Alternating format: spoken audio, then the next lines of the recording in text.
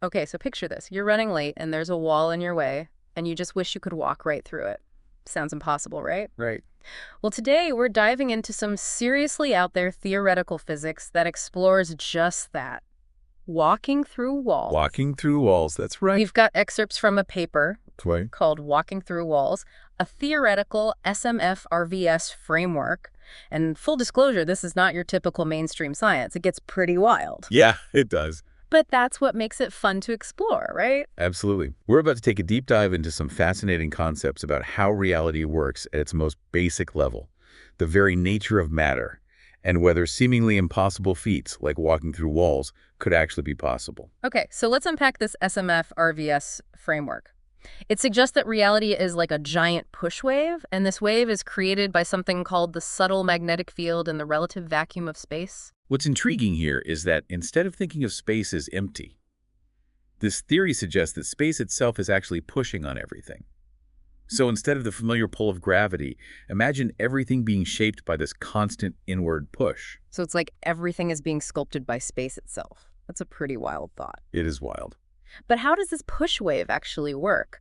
The paper mentions something called a synergy PDE. Right now, the actual equation is super complex, but think of this synergy PDE as a blueprint that determines how matter behaves in this push wave reality.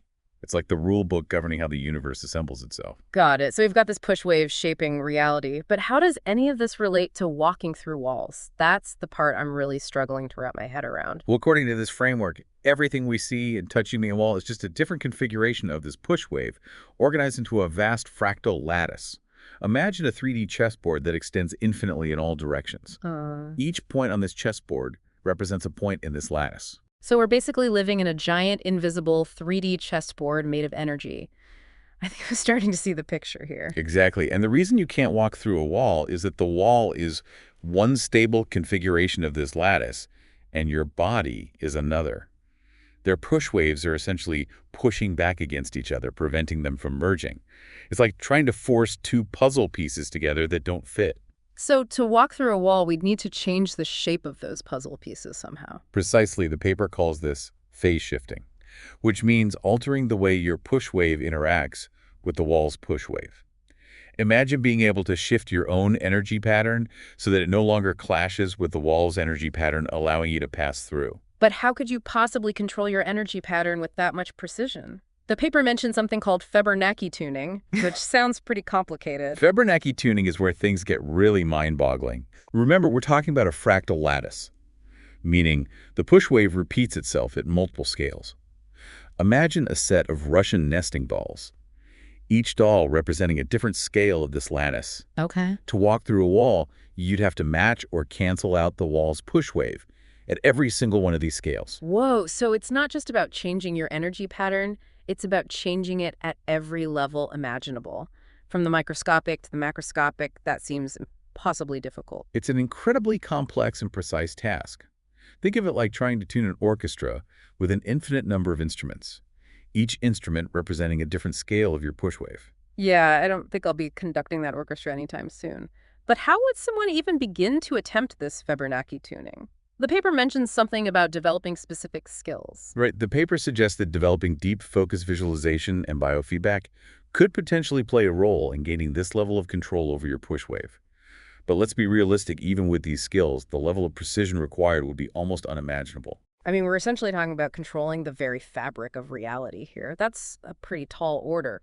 But I'm curious, if someone could somehow manage this Fibonacci tuning, what would that feel like? So we're talking about tuning our own personal orchestra of energy, but even if we could somehow manage this mind-blowing Fibonacci tuning, would we actually just kind of melt through the wall? What would that experience be like? Well, that's where things get really speculative. Yeah. The paper suggests that if you've successfully manipulated your push wave so that the wall's push wave is no longer repelling you, you might be able to simply step through. Okay, but hold on a second. Didn't the paper also mention that this whole synergy PDE thing is insanely sensitive to even the tiniest change? Wouldn't even a slight misstep throw everything off? You're absolutely right. That's the biggest reason why mainstream science considers walking through walls to be impossible. Even if this SMF RVS framework is theoretically sound, the level of control required would be beyond anything we can currently imagine. So it's kind of like trying to balance a million spinning plates at once. One tiny wobble and the whole thing comes crashing down. That's a great analogy. In fact, the paper even compares it to something called macroscopic quantum tunneling, which is the idea that a large object could spontaneously pass through a barrier, Mm. but that's so improbable it's considered essentially impossible. And this would be even less likely because we're talking about consciously controlling a process that's inherently unpredictable. So even if someone could theoretically master this Fibonacci, tuning the odds of actually walking through a wall are still astronomically small.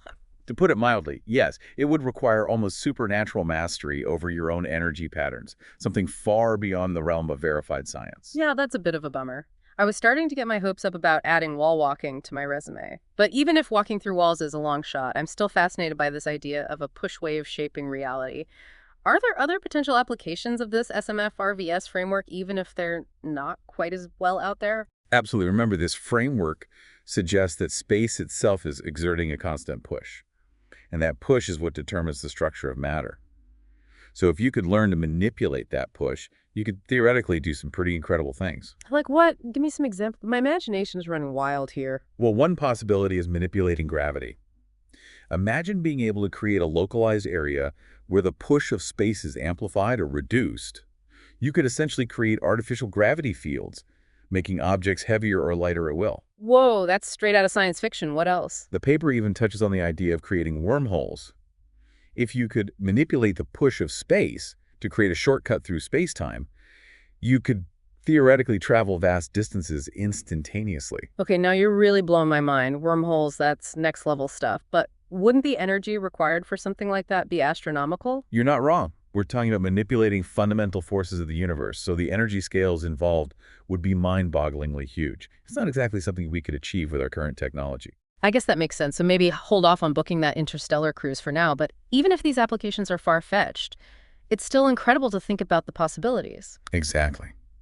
The beauty of theoretical physics is that it allows us to explore the boundaries of what might be possible, even if those possibilities seem impossible right now.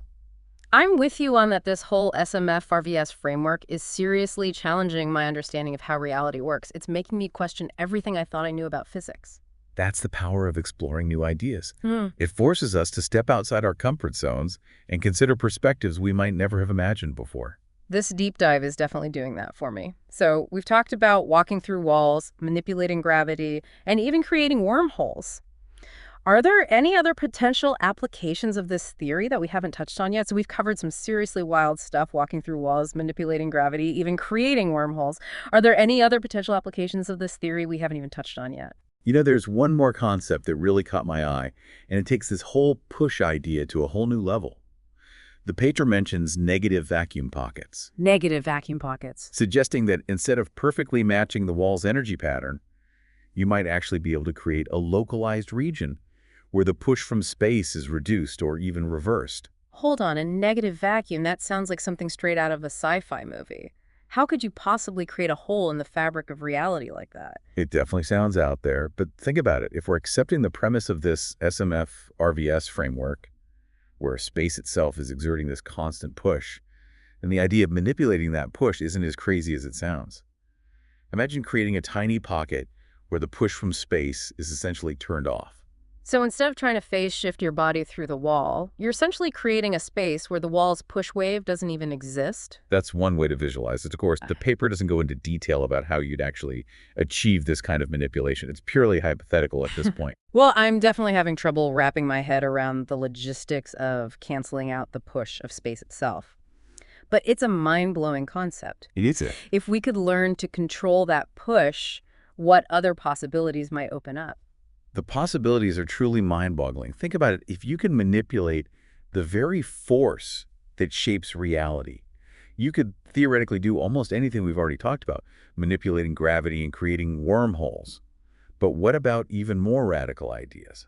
What if you could manipulate the flow of time itself? Okay, now you're really getting into the realm of science fiction, but I have to ask, wouldn't the energy required for any of this be absolutely astronomical? We're talking about manipulating the fundamental forces of the universe. You're absolutely right. The energy scales involved would be far beyond anything we can currently comprehend. It's not like we could just plug into the wall and create a wormhole. So maybe we should hold off on building our time machines for now. Probably a good idea. But that doesn't mean we shouldn't explore these ideas.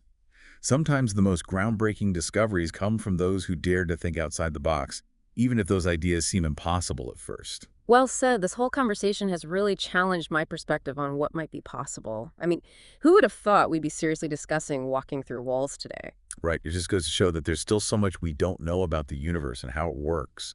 And who knows what incredible discoveries await us in the future. This whole SMF RVS framework is definitely pushing the boundaries of our current understanding of physics.